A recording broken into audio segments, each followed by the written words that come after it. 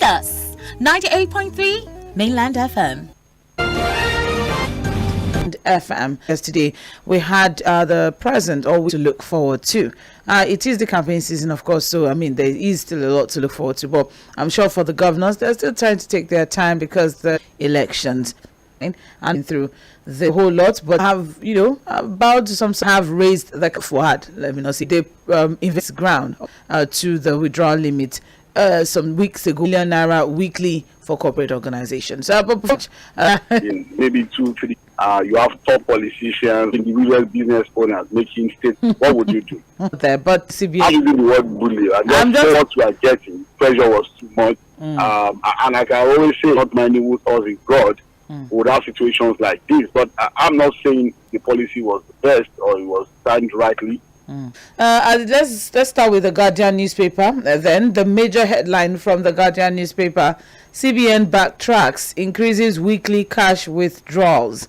So the riders to that, we have foreign donor, stop illegal plot to remove, don't politicize security, DSS.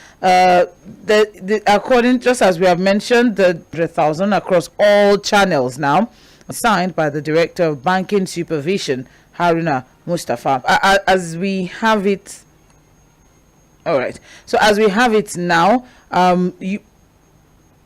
individuals currently can withdraw 500,000 daily. Okay, that's. But now the 500,000 is no longer daily; it's now weekly. All right, and the five saying this one is also still a problem. We need. How it's changed. I think we need it. The politicians have said, look, the CBN governor will be part of the pressure. Last policy was held. There was a lot of outcry and protest, and we pushed and forged ahead. But I am saying I'm going to join some experts who would actually agree with this policy, especially at this time with the Naira redesigning. This is the best that we can have. But let's move on now. Just as we have said, there's also the DSS story. It's supposed to be on page 6 of the Guardian, but unfortunately we can't find this page 6 of the Guardian. We've been looking for it all morning, and I've not seen it in the papers. But probably as you look through the papers, you'll be able to get it there.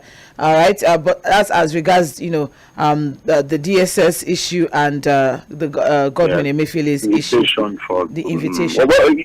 I want to also join, because again, we have to be careful the way we handle some of our very sensitive institutions. The police, the army, the DSS, especially when any institution that allows to work on the security of the country. Those are very sensitive institutions that we should not joke with. The same way we also called out Emefiele when he was trying to play politics while still being the sitting governor of the CBN. The CBN too is one institution that we shouldn't joke with or politicize. The same way we want to appeal to everybody concerned as far as the DSS case is concerned, both the DSS, Emefiele himself, politicians, the president and everybody, not to tamper with the integrity of the DSS. So much so that it now becomes a tool of political witch hunting and anything. We are not saying that is what it is. But whatever Emefiele has as a case to answer, I think he should answer, but we should be very, very careful to use an institution like the DSS for any form of witch hunting. More details in the Guardian newspaper. Moving on now, we also have here, Sanwo-Olu celebrates completion of first phase Lagos Blue Rail. Okay?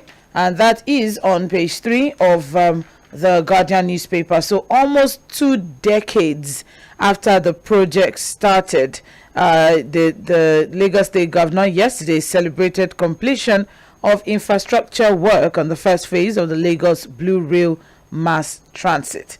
So as it is now, the governor also, took the first trip aboard the electric powered rail infrastructure. That happened yesterday. So as it is now, the ride or members on the public on the ride from National Theatre station to the iconic station in Marina. That's interesting. That's just one bus stop. Sorry? Yeah, from National Theatre to Marina. It's a test ride. Oh, so that was the test ride. That's not the route itself. Well, the route is for the first phase is from Mile 2 to Marina. Oh, Coco That's Michael. No, Coco Michael is the entire stretch. Was supposed to be the entire So stretch. this is the first phase is from Yes. Mile 2 to Marina. There are three phases. I think the first one is supposed to get to Igomu, then the next in Mile 2, and then Okoko. But again, that's a blue rail.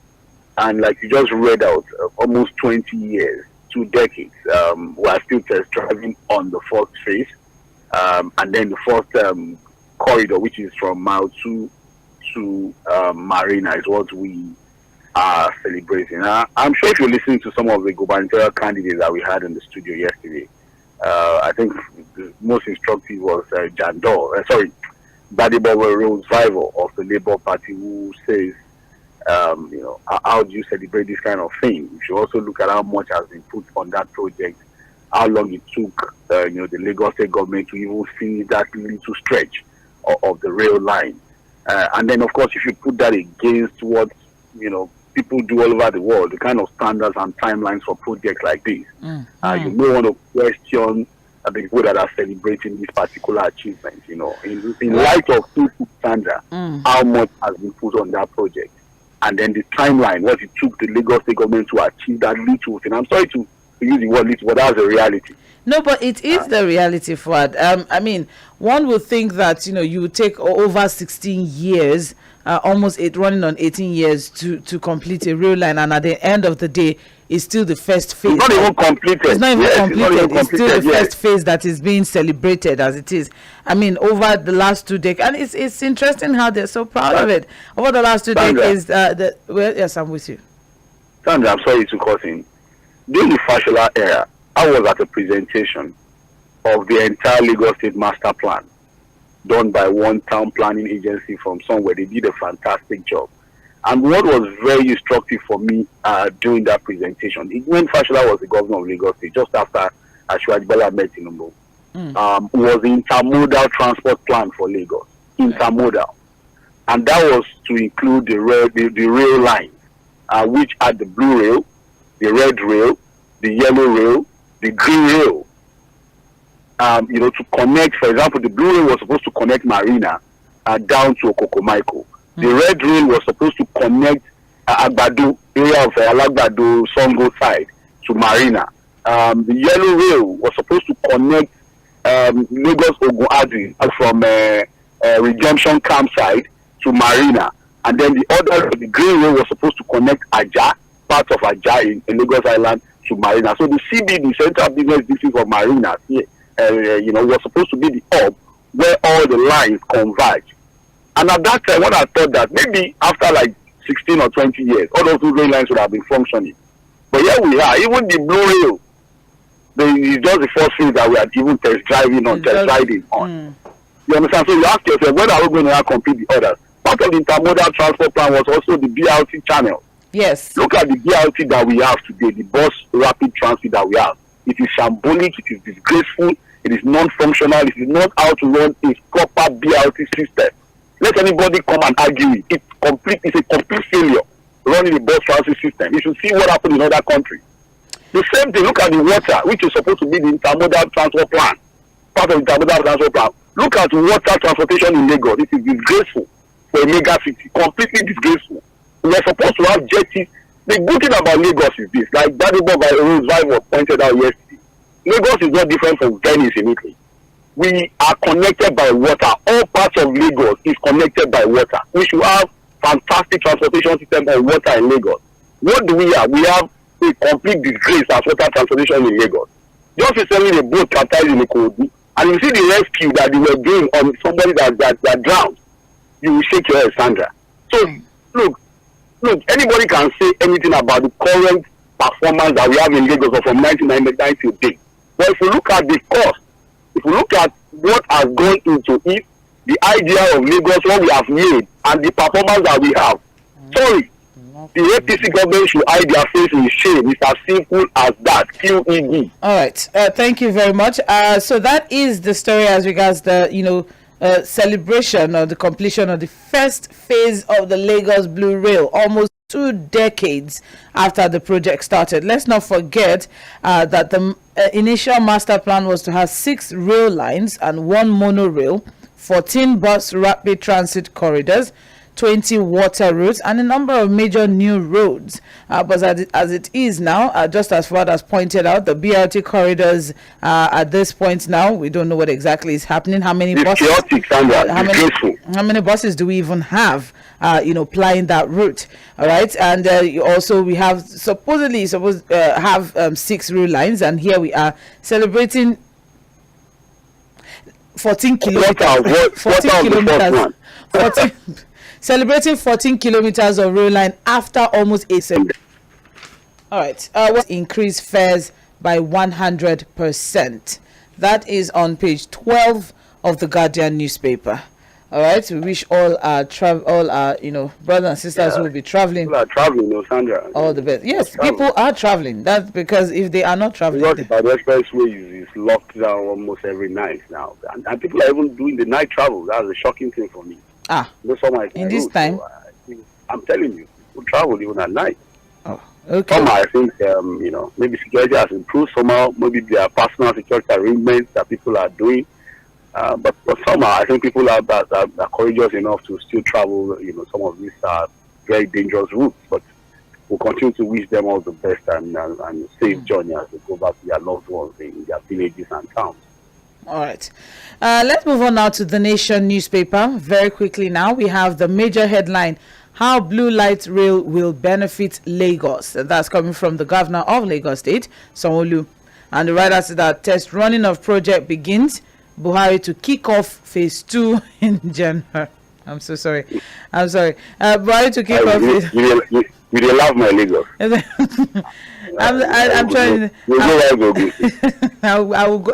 Fuad, I will go to Ogun State where we have Okada. What would you do? That will take me. We don't. What would you have like in Ogun State? We don't want rail. We have everywhere you can go to, you can get there within 2 seconds. In Ogun State, you don't know what you are saying. Yes, the roads may be bad. We may not be proud of our roads, but at least there's no traffic on the road. Thank you very much. Let's keep moving now. So this particular major headline from the Nation. I'm going to read as it is. Lagos State yesterday made history following the completion of infrastructure work on the Blue Rail Line project. All right. So the train ride from Igomu, the National Theatre, took barely 15 minutes, and it started by 1:34 p.m. and ended by 2:02 p.m. And the train is an air-conditioned rail car, one of the 3 that will be used on that corridor, and it came back to the National Theatre station. Okay, more details on page 4. There's a lot of pomp and pageantry as regards the particular one. It was a big deal in Lagos State. A 15 minutes rail. Why looking at some of the Chinese contractors, some of the guys working on the rail? Yeah. Some of the white guys. I can only imagine what will be going through their mind. Seeing us celebrating that. I'm sorry. No. It's the same word that the PDP gubernatorial candidate also used last night. That they put canopy out and it's interesting. You can't gloss over it, Sandra. It's complete mediocrity. Almost 20 years, and we're celebrating 14 kilometers. I said I was there during just after the transport plan, everything was laid there. And the interesting thing that that I also got planted or was already laid out move, and that took 18 minutes ride. But more details on all right, still on the we'll tolls, put that out there about Tunde Fashola. Yes, and he said the Monday sit at home directive years to Asaba side. Details on it will be closed for the youth from the west. And he said from January 3rd to January, till the 1st of January, 3rd of January. That is the job of the Nigeria sector. Yes, it is an efficiency. So that the fares slots. Buhari ready to created his determination with campaigns that started and will be committed. Express strong optimism. Say Sandra, as well as making speaking for the ticket or the campaign itself. But now that you said he's going to be on the podium campaigning for them with energy, it will be nice to see how that goes. Because again, there have been questions about the commitment in his private residence in Abuja, and I think the House is getting together again. You know, some of the animosities that they thought had happened after the crowd were no more. But it was nice to see the president mount the podium, go around the country to campaign for the candidate AP, so that, of course, it spells all the rumor about him not really committed to the candidature of Ashwaji. So we'll wait to see how that goes. All right, moving on now, we also have here, Buhari seeks approval for 1 trillion naira cash advance to the federal government by the CBN. He has also urged the Senate to approve 819.53 billion naira as supplementary appropriation bill for the outgoing year. And both requests were made yesterday in 2 letters sent to the 2 chambers as we speak. So, is anybody? Okay, well, as it is now, in his letter titled Restructuring of Ways and Means Advances. All right, so the Ways and Means Advances by the CBN to the federal government has been a funding option available to the federal government for short-term emergency finance to fund delayed government expected cash receipts or fiscal deficits. So that is on page 4. We'll definitely look see how this will turn out, whether or not both chambers will be getting the approval or not. As far as that, of course, they will approve it. The government has to continue to function. So I'm sure this is just procedural. They're going to approve it. I don't think they're going to turn this down. There are no issues really on this. All right, more details on page 4. Moving on, above the head of the nation, APC challenges PDP on plots to derail 2023 elections, and that is on page 4 of the Nation newspaper. And what we have from that particular story is that the Presidential Campaign Council of the APC called on law enforcement agencies to interrogate the leadership of the PDP over its allegations of plot to incite violence and derail next year's polls. All right, so what noting that it takes a thief to catch a thief, the APC PCC said PDP may have credible information on those planning to unleash violence in some parts of the country. So they should be checked. That's what they're saying. So you can get the details on pages 4 and 28 of we just appeal to both the APC and the PDP, whoever is speaking for them, to please not set the country on fire. We have a country to run. We should have the peace that we deserve. And they should be more responsible in their utterances and behavior. That's just what I would say this morning. All right, and finally from the Nation newspaper, INEC admits seeming over voting in Osun. And that is on page 2. So the story that we have is, the story that we are getting from that particular one, from that particular report, yes, because it's actually lumped with another attack on the INEC office in Imo State, the fourth one in less than a month.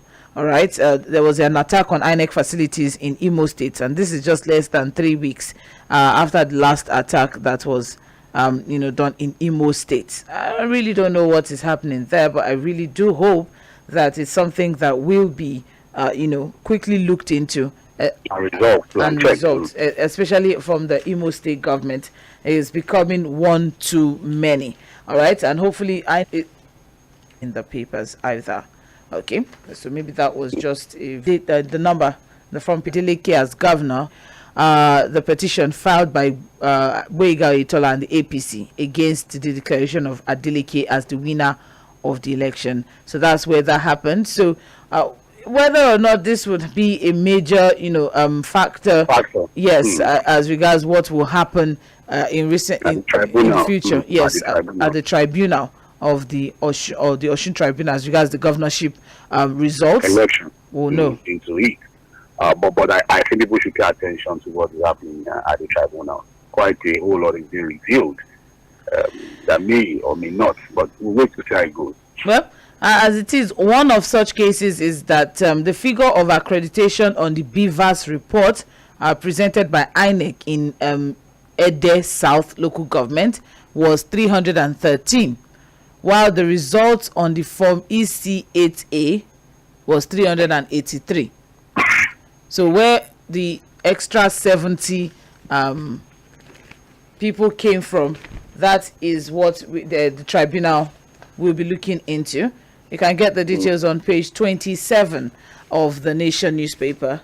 All right, let's move on quickly now. This is Trends in the Papers on 98.3 Mainland FM. We're moving on to the Punch newspaper. And for the Punch, the major headline, fuel scarcity. Depots dry up. Nigerians face bleak Christmas. So the riders to that, fuel queues worsen in Lagos. Yeah, getting longer.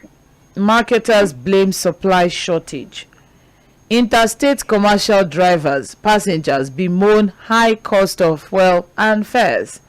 Filling stations closed down over unavailability of petrol. So the issue is getting worse.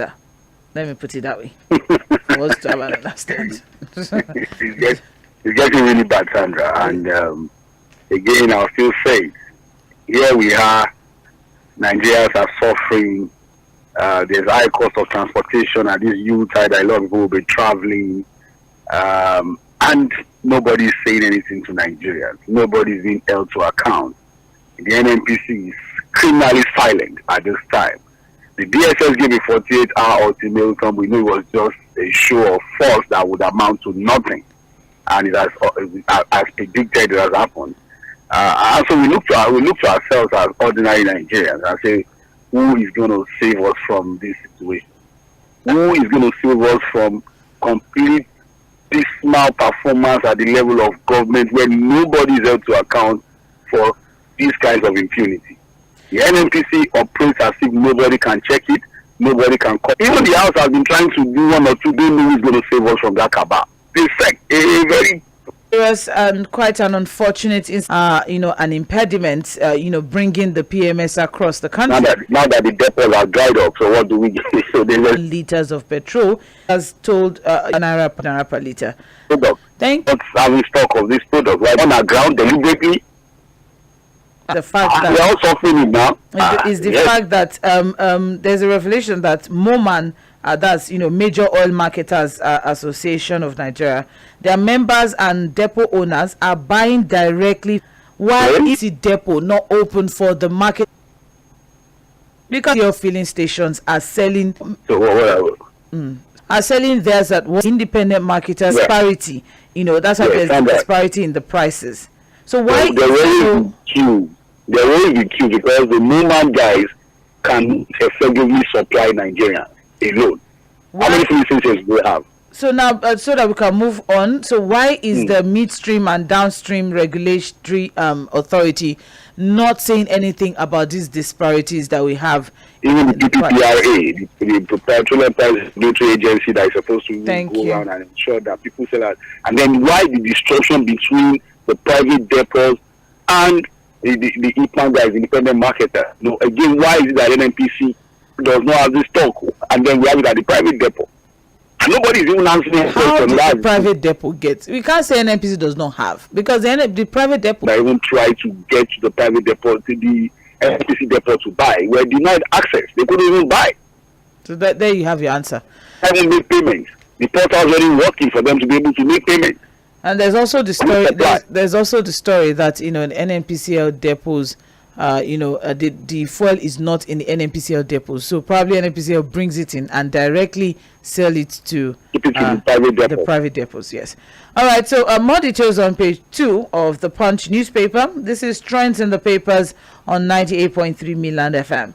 Moving on now, we also have here lack of funds halts Eastern Railway project. Lack of funds halts Eastern Railway project. Lack of funds. Very important. Are you repeating it? No, I'm just saying.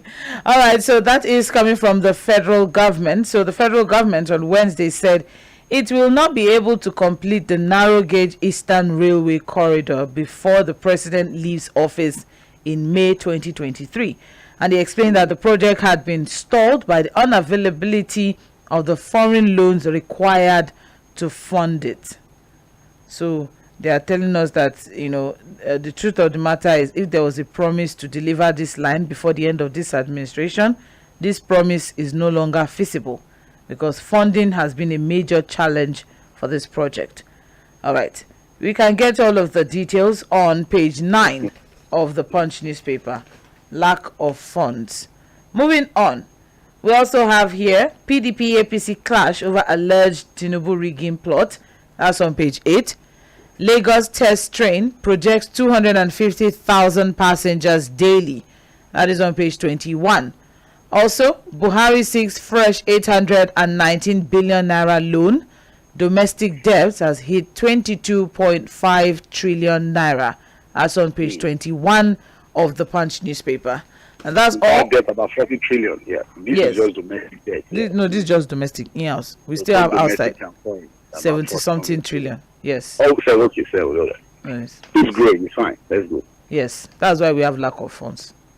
Is that right? Well, moving on now to Vanguard newspaper. CBN, the major headline: CBN raises cash withdrawal limits, and the riders to that withdrawal limit is now 500. Sorry, weekly limits for individuals now 500,000 naira. Corporate body weekly limit is now 5 million naira. Third party checks above 100,000 naira not eligible for payment. So, people that are writing checks for people, you can only write checks of 100,000 and below. Very important to put out there. Extant limit of 10 million naira on clearing checks still subsists.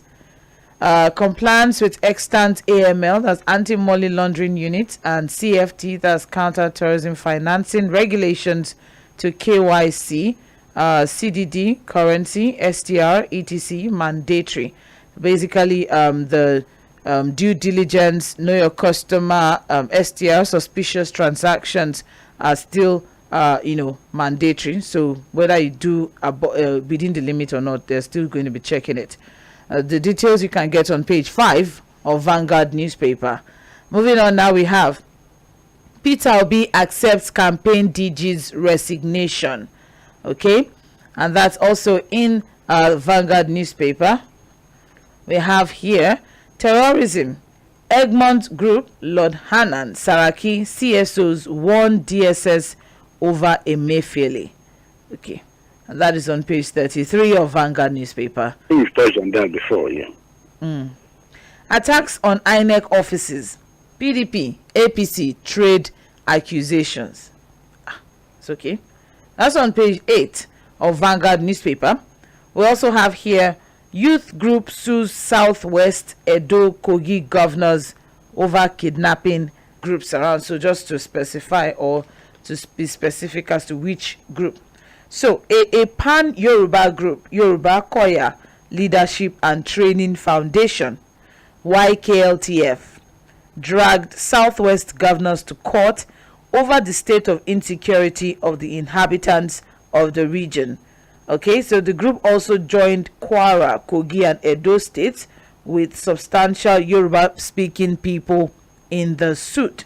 Okay, so that is as regards that particular one. So, road traveling through the states inhabited by Yoruba people in Edo, Ekiti, Kogi, Kwara, Lagos, Ogun, Ondo, Osun, and Oyo have become dangerous owing to the incessant kidnapping, banditry, and robbery being carried out by the foreign and local herders and bandits along the highways are going unchallenged. So that is the situation of things. More details on page 10 of Vanguard newspaper.